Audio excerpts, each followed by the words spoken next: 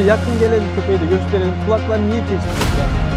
Kaç tane kupası var demiştin abi, seyircilerimiz de merak ettiler. Onlar da. Köpeğin 9 tane kupası var. 9 tane kupalı köpeğin yanındayız arkadaşlar. Bahçeye kimseyi sokmaz diyorsun değil mi? Zaten bu ateşler, bu tetikler hepsi de saldırır. Evet, selamünaleyküm arkadaşlar. Bugün Prime Kangal YouTube kanalımızın ikinci videosunu çekmeye geldik. Neredeyiz? Islahiye'deyiz. Gaziantep'in gözde ilçelerinden birisinde, biberinin meşhur olduğu ilçedeyiz. Selamünaleyküm Muhammed abi. Aleykümselam. Abi nasılsın? Ne var ne yok? Teşekkür ederim. Sen nasılsın? Çok teşekkür ederim abi, bizi burada ağırladığınız için. Çok memnun kaldık. Çok güzel bir ortamda Başla. bulunuyoruz ve 20'den fazla köpek var. Şimdi Muhammed abi, videoya geçmeden önce seyircilerimiz seni tanıması için Muhammed Ali Köse kimdir? Muhammed Ali Köse, yani tanıması derken tanınmış biri. Evet ya, illa ki Bu- abi senin aynen. çevren çok geniş ama Bu yeni camiada- izleyenler, yurt dışından izleyenler var. Abi yıllardır çocukluğumuzdan beri merakımız var. Meraklıyız. Yaklaşık bir 15-16 yıldır. Bu camiadasın. Bu camidayım. Yani önce belki çok yeni meraklanmıştık da sonradan bayağı bir uğraşa bayağı bir şeyler yaptık kendi çapımızda. Evet abi. Bu sevgi çok uzun bir süredir sende var abi. İlk nasıl başladı? İlk şöyle Köpek oldu. sevgisi. Yani bize işte bir çift kangal yavrusu hediye geldi. Sonra büyüttük, meraklandık. O da bize bir bağımlılık oldu. Sevgi oldu aramızda.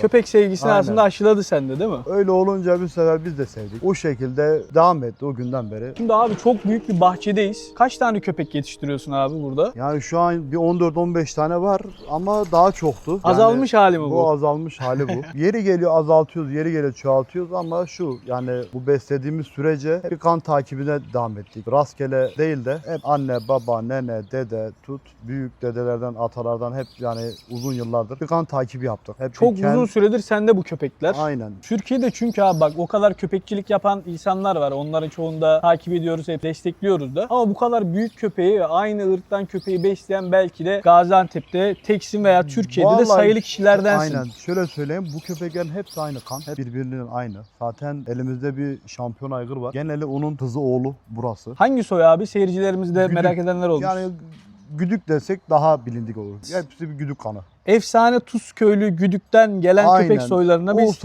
o soyun devamı. Öyle diyelim. şu an Yani bu bahçedekilerin hepsi Güdük soyuna aynen. ait köpekler. Hepsi de zaten aynı kanlar. Çok bir kan yok burada. Hepsi güdük ağırlıklı. Yani o yıllardır da öyle devam ettik. Şu anda da hepsi öyle. Şimdi bu kadar köpeğin beslenme maliyetleri de birazcık şimdi insanlar merak etmiş. Bu kadar köpeği nasıl besliyor diye illa merak edenler olmuştur. Ya beslenme şöyle. Tavuk alıyoruz. Haşlama yapıyoruz. Ayrıyeten mama alıyoruz.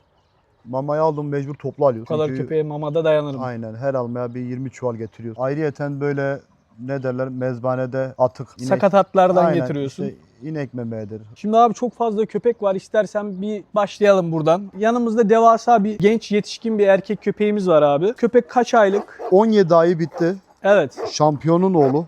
Şampiyon aygırın oğlu. Aynen, bu oğlu, bu kızı, bu iki kardeş. Özlerden başka yok öz olarak. Bunları da işte ürettik, büyüttük. Bir kız bir erkek büyüttük. Biraz fazla gelişti mi diyesek. Yani Gerçekten bu gelişmeye biraz göre de fazla çok gelişmiş. kusursuz yani. Basarları, Sallayla, kondisyonu basarıyla, hepsi çok boyuyla. yerinde.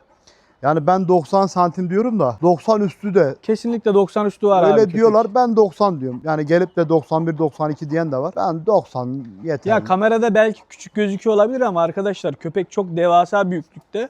Canlı görmekte fayda var bu köpeği. Bu da onun kardeşi bu mi kız demiştin abi kardeşi, bu köpeğimiz? bu erkek kardeşi, adı bunun Kobra.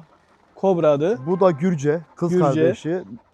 Babasının annesinden adını koyduk. Şampiyonun annesi vardı. Onun adı Gürce'ydi. Oradan gelen bir Ben de isim. maskeli olduğu için bir de çok sevdiğim dişlerden bir tanesi. Renk tonları çok ayrı zaten abi bu köpekler. Aynen. Diğer köpeklerden daha farklı renk tonlarına sahip.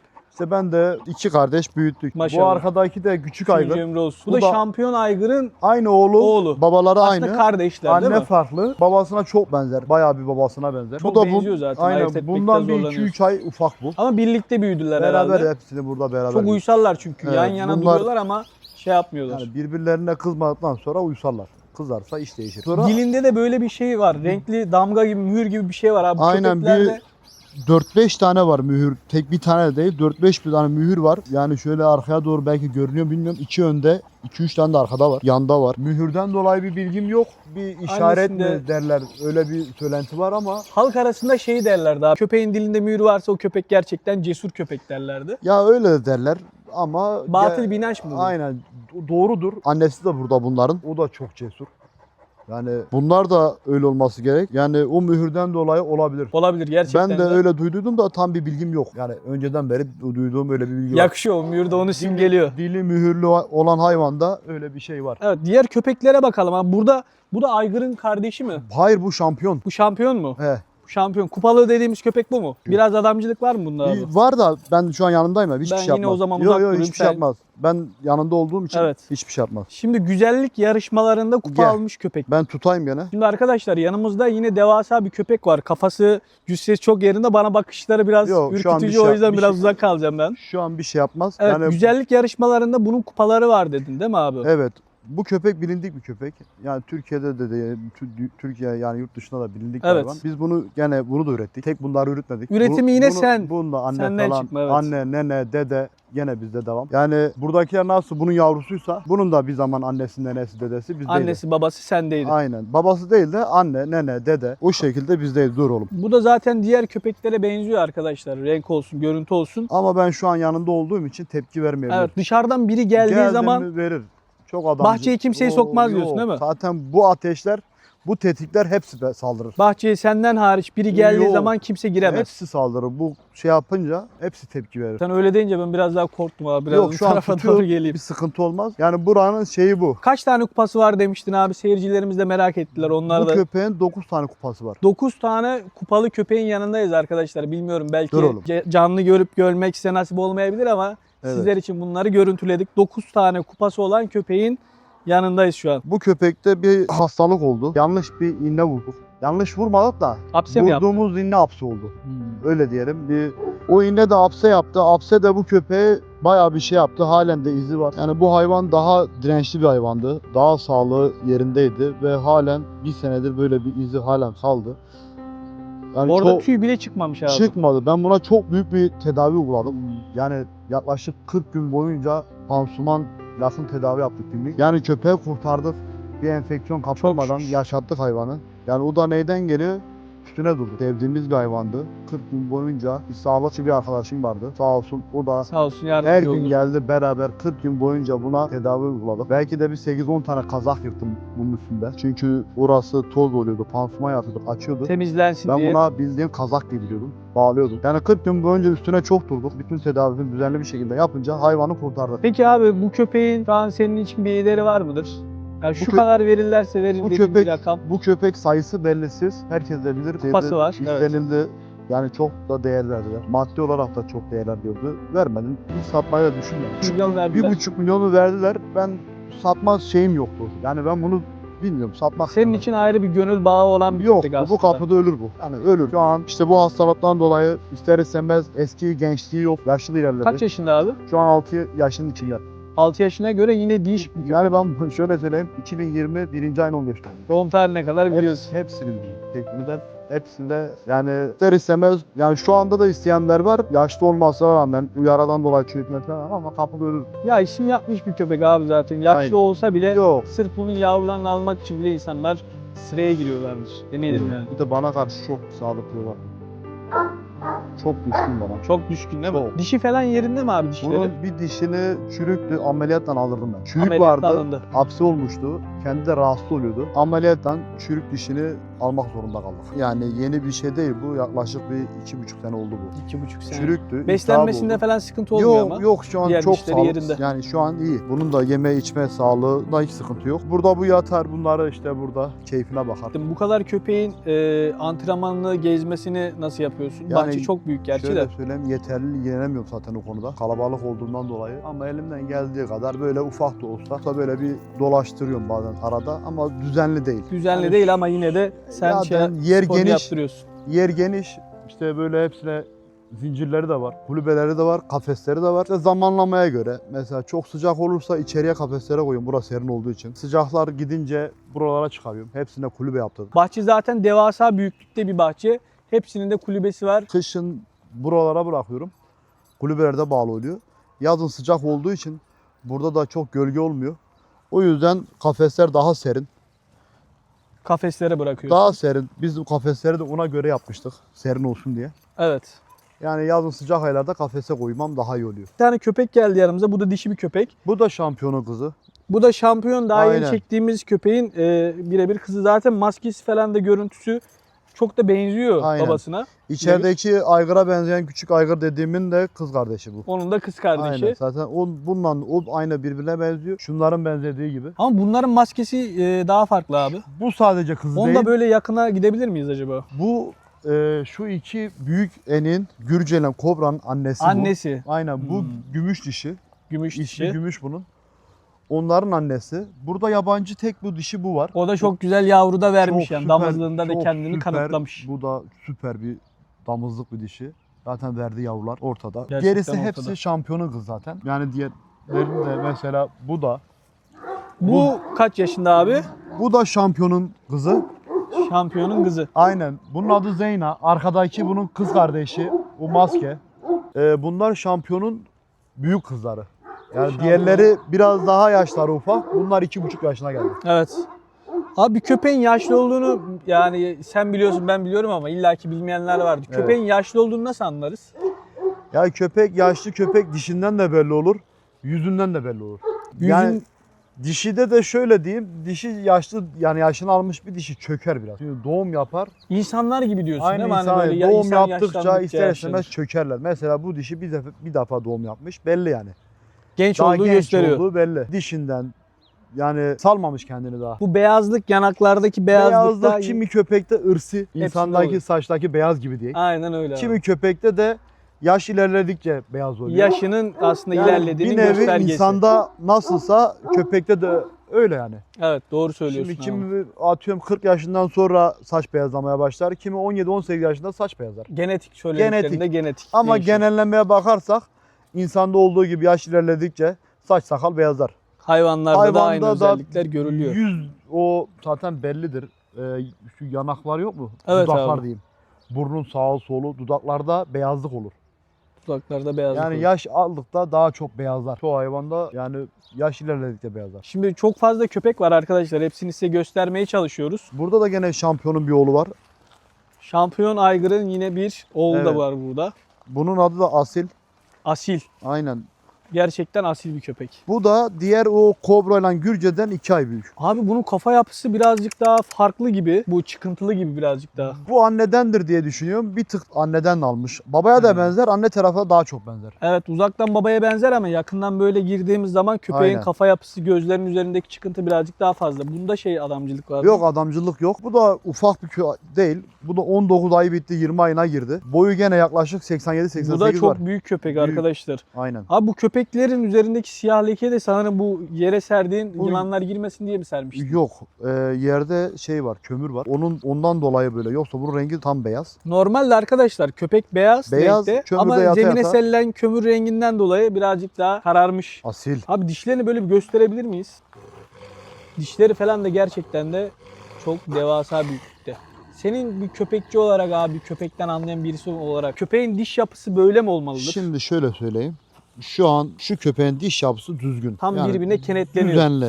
Yani alt çene ve üst çene tam birbirine kilit vuracak. Abi bu kurt dişi dedikleri diş bu köpekte var gerçekten. Çok büyük. Aynen. Ya bu daha diş yapar kendine de yaşları da ufak. Bir köpek kaç yaşına girince senin işin hani dolmuştur artık. Ebatı boyutu yerindedir Yani bir diyebiliyorsun köpek abi. yaklaşık 18 ayına kadar boy atar. 18 ayını bulur.